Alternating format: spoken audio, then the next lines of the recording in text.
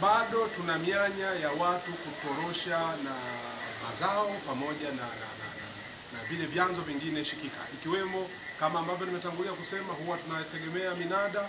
Ukienda kwenye minada, tuna idadi ndogo sana ya posi ambazo ziko kwenye maeneo yale.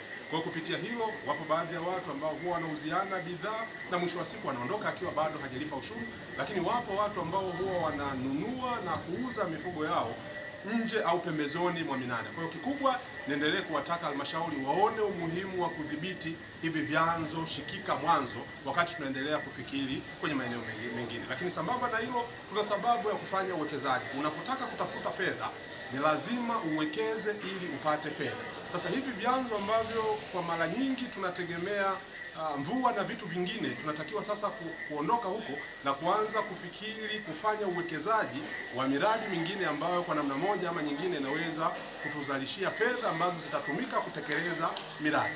Nasema tu mfano mmoja mzuri sana.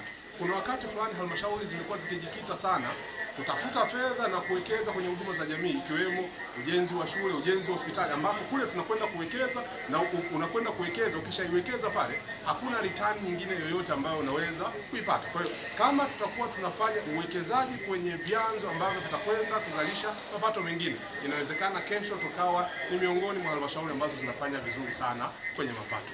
Ni kweli tuna miradi mingi viporo na miradi ya madarasa na miradi mingine pia, lakini hii imetokana wakati mwingine na mazingira ambapo miradi inatekelezwa, kutakuwa na gharama za ziada ambazo zimeongezeka, hivyo kufanya fedha iliyokuwa imetengwa kutokamilisha. Kwa hiyo katika hilo tumejipanga kama halmashauri kwa kutumia mapato yetu ya ndani kuweza kukamilisha hii miradi. Kwa hiyo katika bajeti zinazofuata tunatenga fedha kwa kadri inavyopatikana ili kukamilisha miradi yote ambayo